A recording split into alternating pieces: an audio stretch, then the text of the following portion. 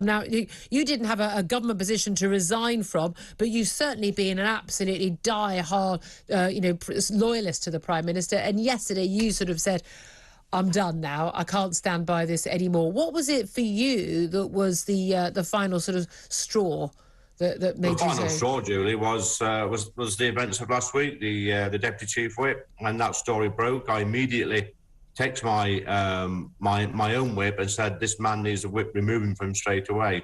And I'm going to be honest, a little bit disgusted and disheartened how long it took for this to actually happen. And then another story broke that there had been allegations and a complaint made a few years earlier. It's all about Chris Pincher, the man with a history of being a sex pest, being appointed Deputy Chief Whip, and then the Prime Minister lying about it, what he knew. Well, yeah, basically the information coming out from Number 10 was that we didn't know about it, then we did know about it, then we forgot.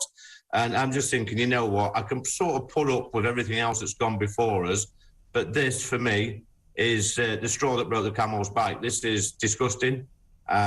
We have a responsibility as members of Parliament to people that work here. You know, our staffers, the people we socialise with. People should be able to go out in Westminster and around these parts and not feel that they're going to get groped by some government minister who's going to get covered up. It's absolutely disgusting. So that's the point for me where I said enough's enough. It cannot go on. We need a change. Well, indeed, Piers Morgan, my colleague here at Talk TV has just said he's told on very good authority that Boris Johnson is now preparing to resign as Prime Minister and that he is going to be willing to go. Is that kind of a bit too late in the day? Well, no, it's not. I mean, it's a bit sad, Julie, because I think he has done some good things. Let's not forget that, he got Brexit done for us. He got me elected to this place. He got rid of Corbyn. So let's not forget that. But, I think, unfortunately, it was of his time, and I think his time's passed. I think that the events over the last week has proven that there's no trust in Number 10 anymore. It needs a good clear out from top to bottom. Need to get somebody in with strong Conservative values who's going to deliver on the promises made to this country in 2019. Let's get back to being a Conservative party. Let's forget about upsetting, certain parts of our media, which I think the boss sometimes has been guilty of trying to please too many people. Let's be proper Conservatives. Let's have good standards. Let's have some honesty in Number 10, and let's move forward, and let's make sure that the Labour Party get nowhere near Number 10 in 2 years' time. Yeah, well, that's a very good point. In terms of, lots of journalists are reporting they're hearing it from reliable sources in Number 10, two different sources confirming that the Prime Minister has written his resignation letter and that the Prime Minister will be resigning as leader of the Conservative Party. Of course, that doesn't mean necessarily doesn't get to stay on as Prime Minister while they elect a new leader. Not waiting for that or any more cabinet resignations, not waiting for a second confidence vote rules to be changed, the 1922 Select Committee, Backbench Committee. The reality is, though, even if he does resign in the next coming hours, he will have damaged his legacy by trying to cling on as he has done in recent days. Do you not agree? Yeah, I absolutely agree, Julie. I cannot disappoint that. Every Prime Minister leaves office, not disgraced, would I say, but they never leave as good as when they arrived. I mean, I can't remember one Prime Minister leaving in a blaze of glory. That just doesn't happen. Unfortunately for Boriss, it's happened very, very quickly. It's only taken, not even 3 years has he been the PM. So it's unfortunate. But, at the end of the day, the buck stops with the PM. He's only got himself to blame. I was his biggest supporter.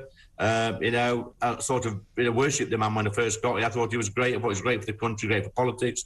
Don't agree with all his politics, but I just thought he was good for politics in this country. Well, that's it. He shook a lot of things up. I mean, this is the thing. The damage to his own legacy. I'm just so grateful. We didn't end up with an anti-Semite socialist in power in 2019. I think a lot of people felt that way. Delighted, thrilled that we got Brexit, and he was the one who was going to get Brexit done. No one else, I think, could have done it. He needed that majority to be able to show, I've got the mandate, nothing to discuss anymore after Theresa May let us down. Leadership on Ukraine. There are lots of things he's done really well, and I think he should have a legacy for that. But there does come a point when fundamentally we need to have integrity. That's right, Juliet. Look, I'm going to be blunt now. Yes, he has done some good things, but at the end of the day, we cannot work and live in a culture down here where we have, I want to use the word perverts, because they are perverts lurking around this place. We cannot work in a place where these perverts are allowed to just go uncontrolled and actually get promoted to within government. I cannot accept that.